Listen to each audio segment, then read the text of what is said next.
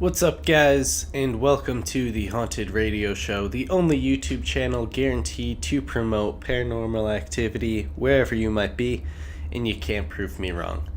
I'm your host, Luke Marone, and today I'm talking about A Nightmare on Elm Street. I'm horrible at singing. Not particularly the original movie or the remake, just talking about the franchise in general a tiny bit. And then I'm going to be talking about my idea for like a reboot. Because you know it's going to happen. Alright? So, little background. Wes Craven created Nightmare on Elm Street. It was produced by New Line Cinema, basically an indie what was it, production company? Yeah, production company. And it single-handedly put New Line Cinema on the map. New Line Cinema, I remember seeing that logo on a bunch of different movies when I was little. Seemed like any old movie studio to me. But they really only got to be as big as they were because of A Nightmare on Elm Street, because of Wes Craven creating this movie that spawned a whole franchise, made them a whole ton of money. Wes Craven only had anything to do with the first one initially. He wrote the script or contributed to the script for part 3 and then returned for New Nightmare, which I believe was the 7th movie at that point. So Wes Craven didn't have as much to do with the franchise as you may think, since he is sort of the creator of Freddy Krueger. Freddy Krueger was, of course, played by Robert Englund, and he really created this character. A lot of the mannerisms and a lot of the finer points of the character originate from Robert Englund. Contrary to many of the other slasher characters like Michael Myers, Leatherface, or Jason Voorhees, Freddy Krueger actively was speaking, and it wasn't enough to just have sort of like a stunt person play him the way that really works for Jason Voorhees. Freddy Krueger needed to be played by a real actor because he was going to really be a fully developed sort of character, with a lot of speaking. Initially, it wasn't necessarily comedic, but as the sequels went on, it became very comical, the way that Freddy was portrayed. I think, they lost sight of the idea of making him scary and just sort of went the direction of making him very weird. I just watched the documentary Never Sleep Again. Highly recommend it. It takes you through sort of the production of all of the movies in the Nightmare on Elm Street franchise up to Freddy vs. Jason. I was a little disappointed it did not include the reboot, but maybe I can't remember much about the reboot from a production point of view. I'm not sure if that was necessarily New Line, because I think they might have been bought out at that point. I'm not sure. I think they were specifically focusing on the New Line produced films. But it's a very, very interesting documentary. I highly recommend it if you're a fan of the genre, or if you're a fan of the franchise. And it kind of gives you a new appreciation for some of those later, more garbage movies. Because they wouldn't have happened without Robert Englund on board. And he's very open about how some of them initially bothered him, but he was able to kind of look at it uh, from this point of view of seeing what the directors were attempting with these movies. I know, for example, he says Nightmare on Elm Street Part 2 didn't really feel like an Elm Street movie when they were making it. Part 4, he wasn't into it at all for the first like 2 weeks, and then he talks about seeing like the demo reel for it and really embracing what it was, realizing what the director was going for, and then he kind of like got his second wind and was able to go back into it with a lot more passion. And it's great the way he talks about the role. There's just nothing but passion and admiration for it. I feel like it's there's some alternate reality where he's very jaded that he got sort of stuck with this role or something. But I don't think Robert Englund ever saw it as being stuck. I think he really enjoyed being Freddy. And you get to see a lot of that, just the way he talks about those movies in this documentary. Highly recommend it. It's very good. That's just a super, super brief background on the franchise. Obviously, super brief. I think I just talked about that in like 5 minutes, but this documentary is like an hour and a half, and there's plenty of stuff that they cut out. There's a lot of extras and whatnot. Extended interviews. It's a very fun documentary. But I was watching it, and it kind of got me thinking about what I would do with Nightmare on Elm Street, because I think I've said it before here on the podcast, but I really, really like Freddy Krueger. But there's really no Nightmare on Elm Street movie that I really like. I would say that Part 3 and New Nightmare kind of come close to what I want out of a Nightmare on Elm Street movie. But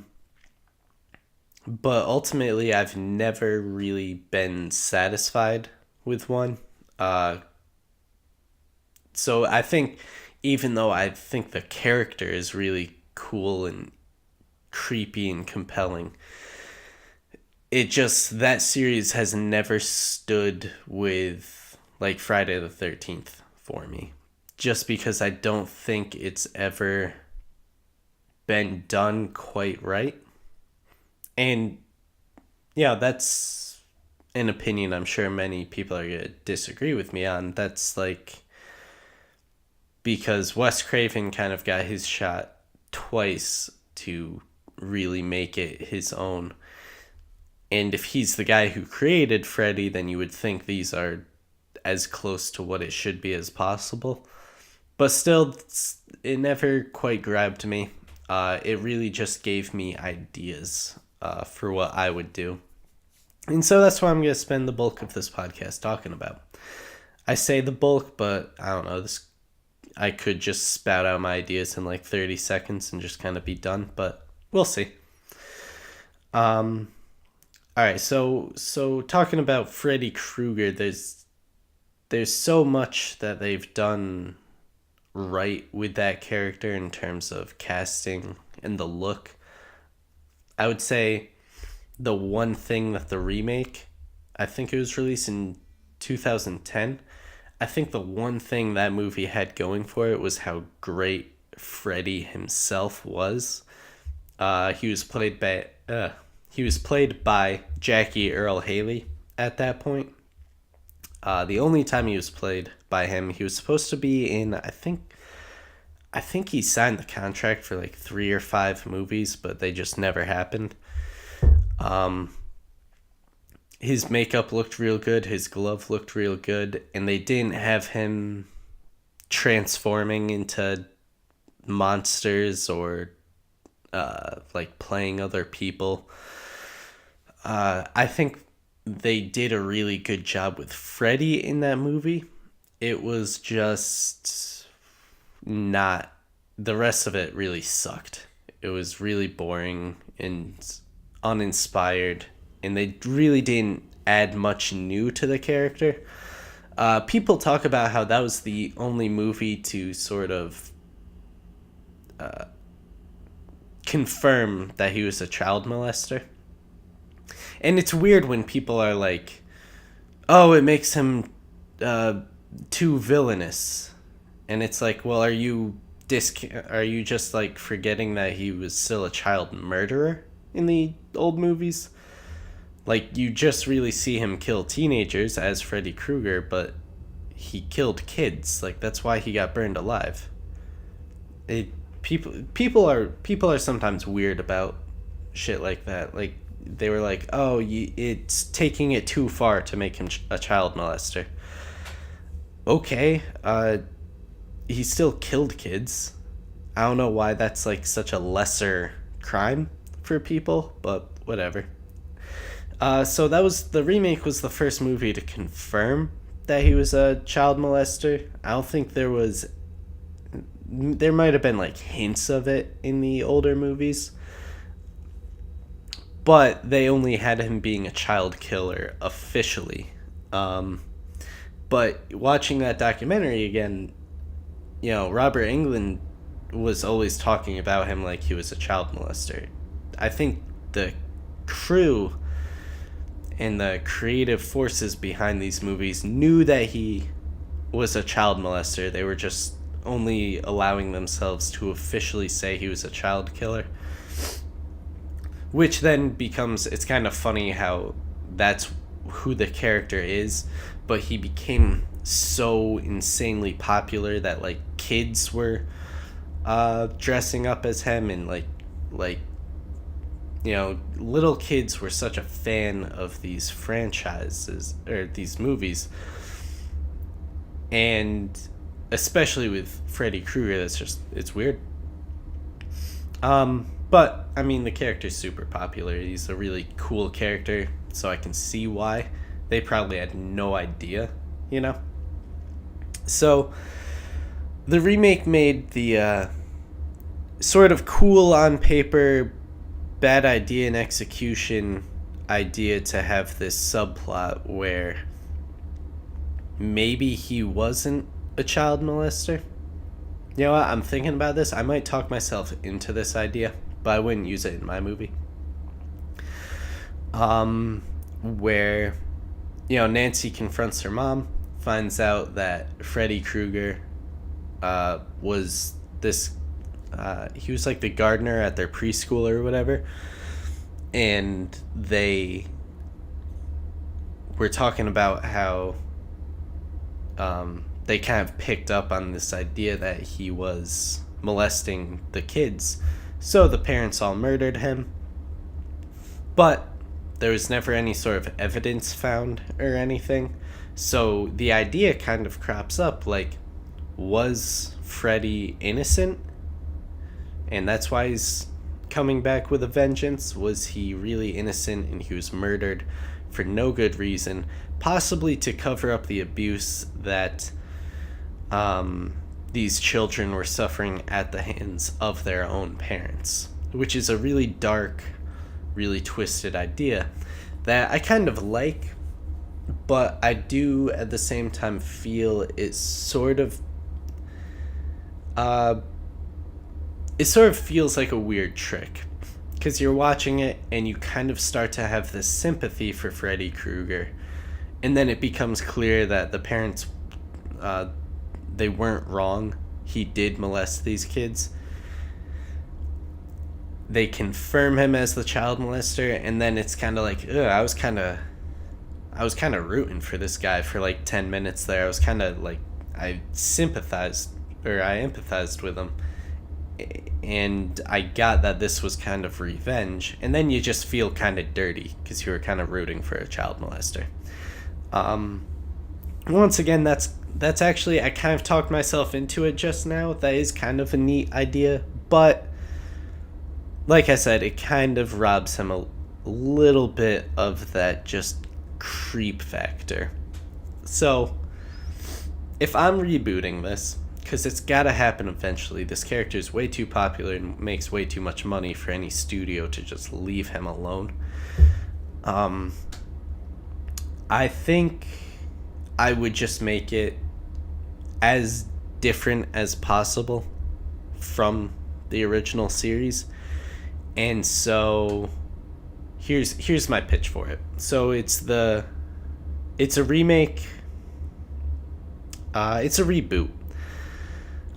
The character names maybe I'll keep the same, but I don't necessarily feel compelled to use Nancy again, because part of what I would do with the remake is shift the focus, not away from the teenagers entirely, but maybe make it a little more 50-50, make them more even with the adults.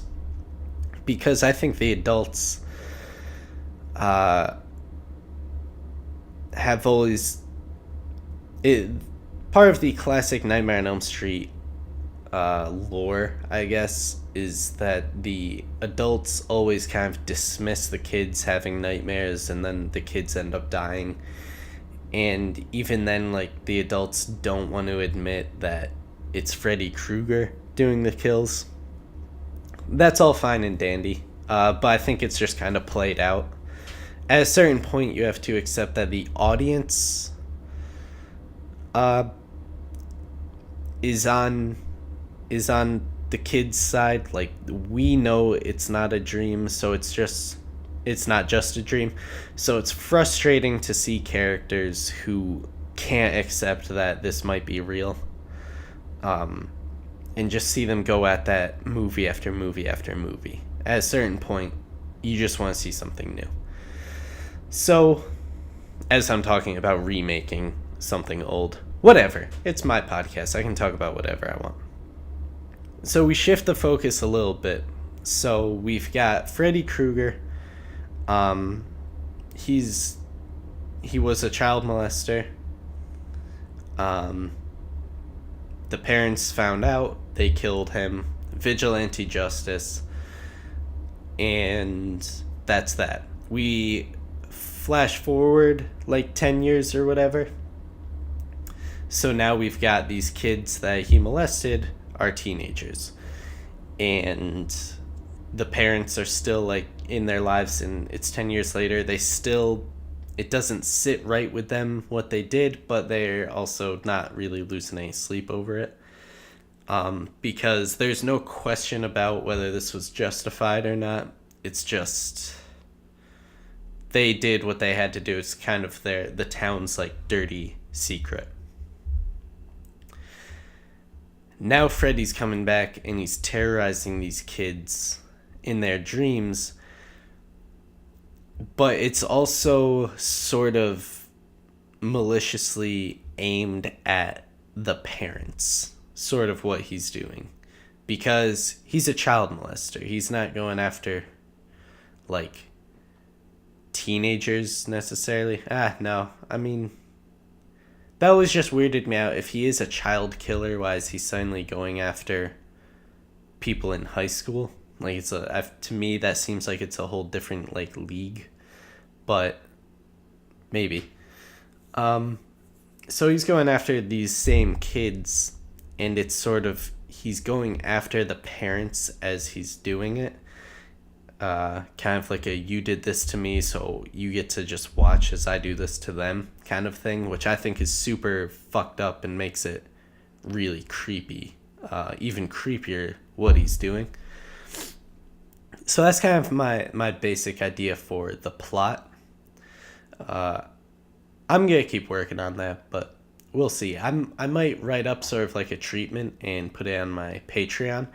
Once I get that all set up, I was all ready to get it going, and then I kind of stopped. I thought about what I actually have to do for work and what I want to do for the Patreon, and just trying to make sure I have enough time in the day to get everything done, in addition to posting the Haunted Radio show. So I gotta do a little bit more work on that before it goes out, but once it does, stuff like this you'll probably see. I want to talk about like what I would do for remakes and reboots and that sort of thing. Just because it's fun to do that stuff.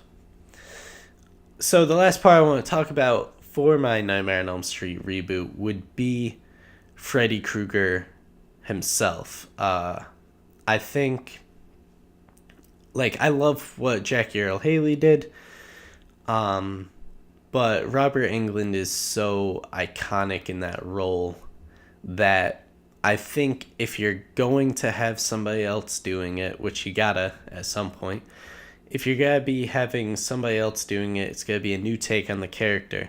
You should just have kind of go in a little bit of a different direction with it. Have some new ideas, and that's what the remake was really lacking, I think.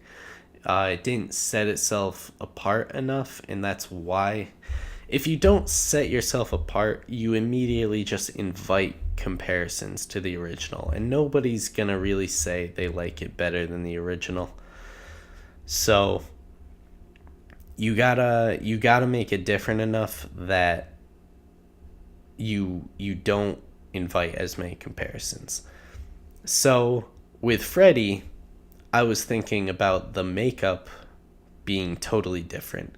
Freddy has kind of had a pretty consistent look, even in the remake, where the makeup was pretty drastically changed. It was sort of the same color scheme and the same idea of this burnt flesh on these burn victims. I would take that in a different direction. The original design, the makeup artist had been having some pepperoni pizza, and he kind of took that as the inspiration for the makeup. So that's like Freddy Krueger has sort of a cheese pizza looking face. That's fine. It worked. It made the character super iconic. I actually take my inspiration from a different food. Like some really burnt ribs. Some sort of like crap, I'm forgetting the exact name of it, but like barbecue. So I mean, he's dead. There's no getting around that. So I think you don't need to make him look like a burn victim, because a burn victim survived. They're alive. You can have Freddy Krueger be absolutely, like, his skin could be charred and black and gray, and then it splits and you see the red muscle and like the red and white muscle and all of that stuff, and even little bits of bone maybe. And then he's just constantly giving off smoke. Like, he takes his hat off and there's some smoke. He opens his mouth and there's smoke coming out. It's coming out of his nostrils. He constantly looks like somebody that just got put out. But he's a walking corpse. He's got no melted flesh that melted and healed over or anything. It's just absolutely burnt to a crisp. A lot of like just black and gray. A much darker look. I just saw the Doom Patrol pilot, and if you saw that, when the pilot, Larry Traynor, crashes and burns and his body gets out and starts walking, that's more what I'm thinking. Somebody who's dead and they were on fire for a really long time, and just totally burned to a crisp. That's what I'm thinking for the makeup effects. And then, the sweater, the hat, the glove, that can all pretty much remain the same. I like the sort of just look of the glove being something that was just cobbled together in a garage or something. They've always done a real good job with that, as far as I'm concerned. So, really, my big change is the effects for the makeup, and just having him look more like he's this walking corpse that was just burnt to a crisp. I think that's, I don't know that it's more unsettling, but it's just different from the sort of melted look that Freddy has had in the past. So I think it's worth a shot. It would then go along the lines of, I think the reboot actually did it closest to what I'm thinking, where Freddy never, his arms like don't get longer ever. Nothing like that. Like, just, he has control of your dreams, and it would be very Dream Warriors in the sense that he's using aspects of your personality, specifically your fears, to attack you in your nightmares. And it just get very surreal and very creepy, and just really embrace the sort of limitless idea of imagination, as well as the sort of just like discomfort. Like, to me, I've like nightmares where you're like not in control, or like you're running but you're not moving anywhere, stuff like that. And then just like the layout of things not making sense, the idea that you could open your door from your room and then just be in the middle of Walmart or something. Just stuff like that, playing with space and movement and just making it very surreal. You know, these are dreams, these are nightmares, so they don't need to make any sense at all. But whatever you can do to make it very creepy, I think, is the way to go. Yeah, that's kind of my pitch for a reboot. Not super organized. I don't even have notes on me right now. I just need to get this episode out because I messed up. I didn't get an episode out on Monday. I apologize for that. So I just need to get this out real quick before I get back to work. And so yeah, that's my Nightmare on Elm Street reboot pitch. Let me know what you thought of it, and be sure to stay tuned for whenever I launch my Patreon. Should be soon. I just gotta figure out like what's worth, what my time is worth, and what stuff is worth getting done. Yeah, that's it. I'm probably gonna have to resubmit it for review, but that takes like 5 minutes. It's not a big deal. All right, so thank you for checking out the Haunted Radio Show. I'm your host, Luke Marone, and I will talk to you again on Friday. Peace out.